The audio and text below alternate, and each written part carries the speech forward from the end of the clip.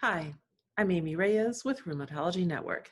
Today we talk with Dr. Timothy Bhattacharya, an orthopedic surgeon and head of Orthopedics Research for the Clinical Trials and Outcomes Branch of the National Institute of Arthritis, Musculoskeletal, and Skin Diseases.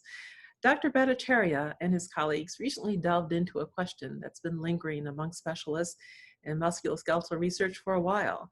Why are hip fractures down? They've been declining for decades, but the question is why? The answer is not as straightforward as it may seem. In this interview, Dr. Bhattacharya provides some insights. Sure. So I'm Timothy Bhattacharya. I'm an orthopedic surgeon. I work here at NIH in the NIAMS, and I also practice at a suburban hospital here in Bethesda, Maryland. Okay, well, welcome to Rheumatology Network. I appreciate your time. We wanted to talk about your study that was recently published in JAMA Internal Medicine, the incidence of hip fracture over 4 decades in the Framingham Heart Study. First, though, let's begin with the study. Can you tell us a bit about the Framingham Heart Study? So, of course, the Framingham Heart Study, very well known. It's a longitudinal study, started in the late 50s, and they observed, it's a cohort study, a group in Framingham, Massachusetts. There's an original cohort, and then after about 20 years, they enrolled the children, the offspring cohort, and it's been a wealth of information here in the United States. It's shown us a lot about heart disease, and then my co-author, Dr. Keel, Doug Keel, since the late 50s has been, or for several decades now, has been tracking the hip fractures in this cohort. He's written quite a few papers about it, and so we got together to use his analysis of this really rich data set, longitudinal data set, more than 6,000 patients.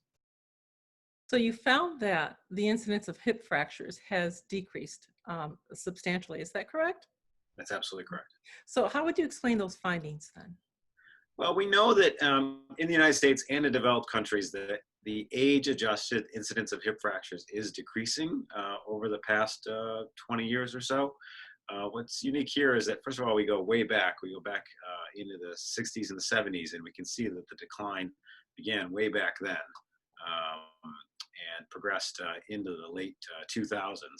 And we observe that the decline in hip fracture incidence is occurring not just in women, but also in men. So those are the two main findings there. But why? Is it due to a change of diet, change of lifestyle, change in other factors? So that's the thing, Amy. So very insightful question. So many people have noticed this actually, that the hip fracture incidence is declining. The question is why? So with this Framingham data set, we have a rich insight into the people and their behavior, and most importantly, we have detailed information on their risk factors for hip fracture. You know, the risk factors for hip fracture are pretty well known, the independent risk factors, and they're all part of this thing, the FRAX score, which your readers, I'm sure, are very familiar with. And so we were able to go back in time and look at the FRAX scores, essentially, for all these Framingham participants going back 40 years. And the bottom line is that, you know, the main thing that has changed in terms of the risk factors is the smoking. The incidence of smoking in this cohort has, shrunk dramatically. And that, of all the things that have changed, that is the major thing that has changed. The incidence of smoking and heavy drinking has gone way down over the years. So smoking and heavy drinking. So of those patients who do have hip fractures today, do you happen to know what proportion of them are heavy smokers and drinkers then? Oh, so it's gone way down. So in the cohort, first of all, there's a lot of overlap between heavy drinking and smoking. But in the current cohort, you know, less than 10% of people are smokers, and even a smaller percentage are heavy drinkers. So it's gone way down, which is great. One of the insights, if you will, from this study is that it's true that bisphosphonates are good. People have supposed that the reason the incidence of hip fracture is declining is because of wide use of bisphosphonates. And what this study shows is that it can't solely be attributed to treatment for osteoporosis, that there has to be other factors that are leading to this precipitous decline. However, I'm not saying that you should get off your bisphosphonates. If you are taking bisphosphonates because you have osteoporosis and you've been diagnosed, then you should stay on them. So bisphosphonates are reliable level 1 evidence supports their use for prevention of hip fracture. So if you've been told to take bisphosphonates, you should keep taking them.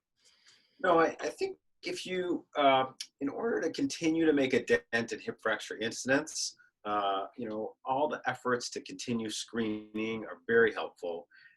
We know there's a huge gap in secondary fracture prevention. People, the first fracture is not the last.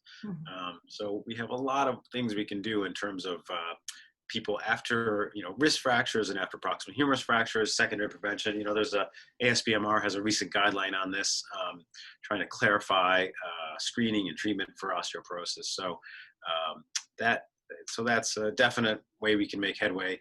The other important thing, which we did notice in this study, is that life cycle factors are huge. So there's so many simple things: balance exercise, fall prevention, weight bearing exercise.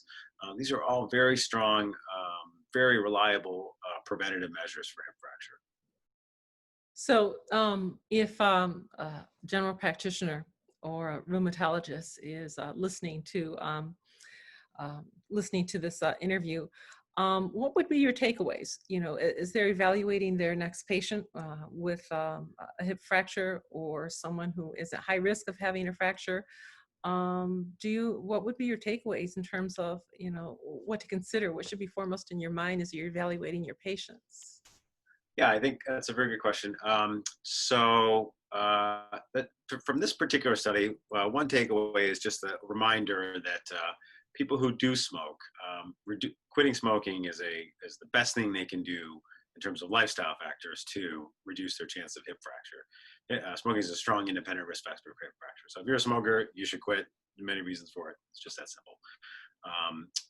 But for other general practitioners, I would just remind them that, of course, screening for osteoporosis still remains valuable. Secondary prevention remains valuable, and just a reminder: weight-bearing exercise and balance exercise is still very helpful. Okay, there have been many studies that support that. So thank you, for repeating those key points. I appreciate that. Well, again, thank you for your